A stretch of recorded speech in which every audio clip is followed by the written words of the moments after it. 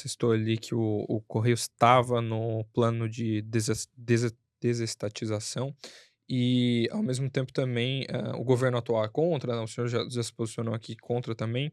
Como que esse assunto foi lidado da porta para dentro quando vocês recém assumiram? Porque ele estava a pessoa jurídica do Correios estava lá, né, cadastrada dentro do plano.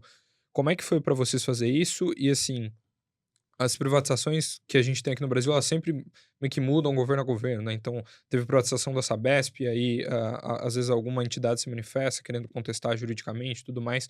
Como é que é a visão de vocês e se tem uma visão para tentar manter o Correios imprivatizável, digamos assim, ao criar alguma trava para que ele não seja privatizado em governos, próximos?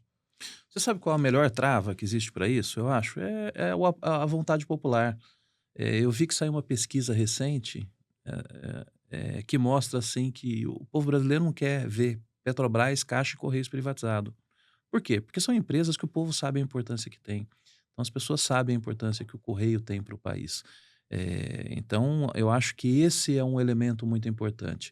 Mas nós precisamos, quando aí você fala quando a gente chegou na empresa, eu lembro que quando eu cheguei na empresa, eu desci de andar em andar conversando com as pessoas, me apresentando e conversando com as pessoas. Você percebia claramente ali o semblante das pessoas até de alívio, porque imagina, são 85 mil famílias que estavam prestes ali, né, a ter uma empresa que eles trabalham privatizada. Isso gerava uma insegurança muito grande. Então hoje, essas pessoas estão imbuídas ali do trabalho, sabem da importância que tem da gente, dinamizar os correios, de trazer novas receitas para os correios, porque só assim a gente garantindo essa sustentabilidade, mostrando que o correio é uma empresa pública, forte e eficiente, é que a gente garante isso. Então a gente tem que deixar claro também para a população que o correio é uma empresa eficiente, não é uma empresa ineficaz, é uma empresa eficiente e uma empresa que entrega muito para a população. Então eu acho que, esse é o caminho, a gente mostrar cada vez mais essa importância. Quando eu cheguei lá, Eduardo, o correio tinha as áreas que eram classificadas como área de risco, onde não se entrega a mercadoria. Então se você pegar aqui em Paraisópolis, não tinha agência dos correios. Em várias outras favelas do Rio de Janeiro, não tinha agência dos correios.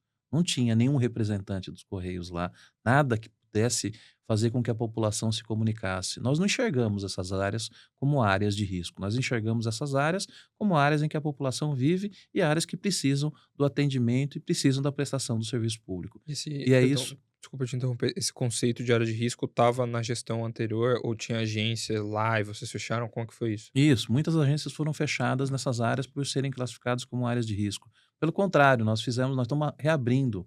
Por quê? Porque nisso também, Eduardo, tem uma questão de interesse econômico. A gente não pode ficar fora dessas grandes áreas, dessas grandes favelas, por exemplo, do Rio de Janeiro. Lá você tem uma economia muito forte que circula. Então é importante que os Correios estejam presentes nessas áreas. Só assim a gente garante a nossa meta de universalização, mas acima de tudo, a gente consegue ter receitas que são relevantes. A gente vê, às vezes, grandes startups que fazem entregas nessas regiões e os Correios não. Então, assim, a gente enxerga que tem um potencial muito, muito grande também nessas áreas e que a gente precisa estar presente. Então, é importante para que a gente consolide cada vez mais a nossa empresa em todos os cantos do país e para que a gente mostre que o Correio ele é essencial na vida das pessoas. Imagina aquela senhora que mora lá em Caicó, e que ela produz os seus bordados lá em Caicó. Ela precisa vender esses bordados para o resto do país, para o Rio de Janeiro, para São Paulo. E quem faz isso para ela, quem entrega para ela, é só os Correios. Da mesma forma, quem produz, tem uma senhora que produzia doces na região de Minas Gerais, ela começou a produzir esses doces na época da pandemia. E quem vendia, quem entregava para ela? Correio. Hoje ela tem uma operação gigante em Minas Gerais e quem entrega para ela? É o Correio ainda que entrega. Então o Correio ele é essencial para essas pessoas que empreendem no país, para a pessoa que faz as suas esses dias me ligou até me mandou uma mensagem uma senhora que ela vende artigos de religião, artigos, colarzinhos, pulseiras de religião, e ela queria ser atendida numa região para ampliar o seu contrato.